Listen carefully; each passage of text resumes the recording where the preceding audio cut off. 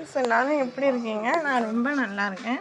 இப்போ நான் வந்து எங்கள் தோட்டத்தில் நிற்கேன். தோட்டத்தில் செடியில் வந்து தக்காளி எல்லாம் அழகழகாக காய்ச்சி பெருசு பெருசாக காய்ச்சிருக்கு. இன்னுமே பறிக்கலை, நல்லா பழுக்கணுன்ட்டு அப்படி விட்டுருக்கோம். அந்த பூசணிக்காய் செடினா பூவாக பூத்துருக்கு, பார்க்கவே அழகாக இருக்குது. தர்பூசணிலாம் பாருங்களேன், அப்படியே அழகாக காய்ச்சிருக்கு. இன்னும் பெருசாகலை, சின்ன சின்னதாக அழகாக காய்ச்சி தொங்குது. பார்க்கவே அப்படி அழகாக இருக்குது. இது கீழாநெல்லி, மணத்தக்காளி, மாதுளை செடி, ரோஸ் எல்லாம் நான் நிறைய வச்சுருக்கேன். அதெல்லாம் இன்னொரு நாள் வீடியோ எடுக்கேன்.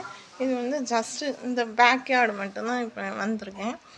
தர்பூசணி பாருங்கள், அவ்வளோ அழகாக தொங்குது பாருங்க, செமையாக. இயற்கையோடு நம்ம ஒன்றி இருக்கும்போது எவ்வளோ நல்லா இருக்கு.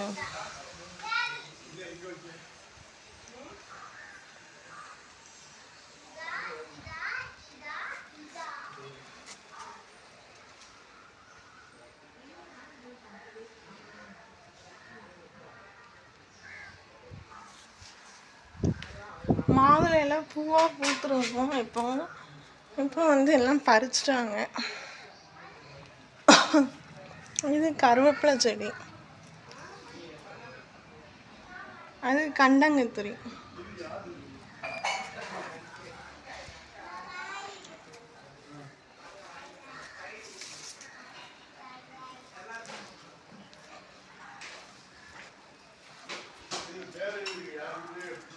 இது பார்த்தீங்கன்னா கண்டங்கத்திரி. இது வந்து இந்த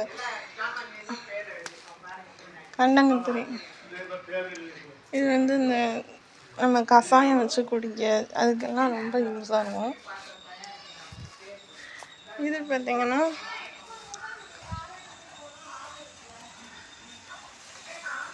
மல்லிகைப்பூ, குண்டு மல்லி. இது வந்து நைட்டு தான் பூக்கும்.